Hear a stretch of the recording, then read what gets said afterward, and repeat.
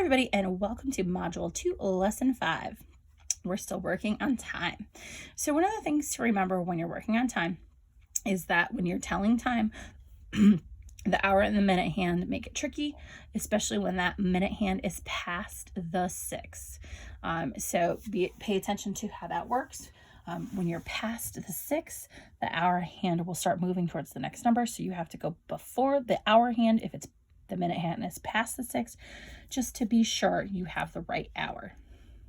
We're going to let you do those 3 on your own, but I'm going to come down here and do the number line to answer my problems. Elliot paints for 15 minutes yesterday and 22 minutes today. How many minutes does Elliot paint altogether? So we're looking at how many minutes Elliot paints. So we're going to start out with his first chunk. So if you notice our number line, we're not measuring an hour because it doesn't tell us what time he starts. We're just trying to figure out the total amount of time he spends. Just wrote on my paper, but that's okay. So his first chunk of time is 15 minutes. So he is 5, 10, 15. So here is his first chunk. So there is 15 minutes. The next one we're going to do is another 22 minutes. So we're going to do another 10 minutes from here. So this is 15, and we're going to do another 10 minutes from here. So that'd be 5, 10. So we're going to end up right there. So we're going to do 15 plus that 10 would be 25. But I got to do another 10. So I'm going to do 2 longer jumps. That's adding another 10. So that'd be 35. I'm not done yet. I need to do, that's 20 minutes. I need to add 2 lines. 1, 2 lines right there. Hop, hop. So that's 2, 35. Plus 2 would equal 37 minutes. Using a number line is a great way to elapse time. Keeps you nice and organized and keeps you on track moving forward. Just like time. Aubrey reads for 12 minutes Monday and 34 minutes on Tuesday. How much does she read in all? So we're doing another addition. We're moving on in time. So we're going to start out with 12 minutes. So I'm going to jump here. There's my 10. Do 11, 12. So I'm going to start right there. There's my 12. So I'm going to kind of do a hump from here to here. That's 12. Now I got to jump 34 minutes. I'm going to do this in increments of a 10. So if this is 12 and I'm going to do 10 more, I'm going to jump right here. So 1, 2. I'm going to do 10 right there because 10 plus 12 would be 22. So I end up right there, which is great. Now I'm going to jump again 10 minutes. I'm going to do 1, 2. There you go. I'm going to add another 10 to that. And that would be 32. Now don't get confused here because we have to add 34 minutes on. We've only done 20 minutes on. So we're going to do 10 more. It's going to do line right 1, 2. So I know I'm going to end up right there. So that's another 10 minutes. And then 10 plus 32 would be 42. So I've done my 30, 10, 20, 30. I've done 30 minutes. I got to do 1, 2, 3, 4. So I'm going to do plus 4. So it'll be 1, 2, 3, 1, 2, 3, 4. So it'd end up right here. So it'd be little jumps. 1, 2, 3, 4. So 42 plus 4 would be 46 minutes. So that is how he would figure out how much she reads on Monday and Tuesday all together. It makes it a little harder with my marker to see the little hops. So I'm going to actually bring another pen over to try it with that in this next one. Andrea spends 48 minutes cleaning her room. Her brother cleans his room in 30 minutes. How many more minutes does Andrea spend cleaning than her brother? So we're going to jump to 48 minutes. Whew. This one's a little tricky. Oh. This one's I forgot what we were doing. I figured we were adding, but I did this wrong.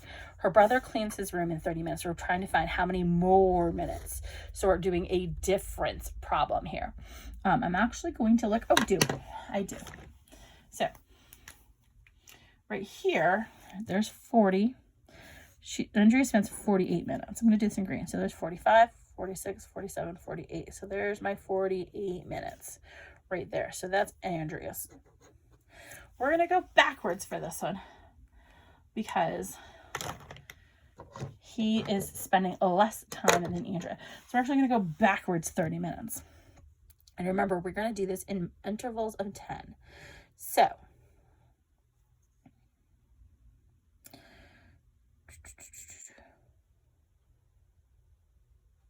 forgot what I was doing. Okay, 48. So if we go backwards 10, so that'd be 1, 2, 3, 5. So if I go backwards 10, so we're starting at 48, then we're minusing 10.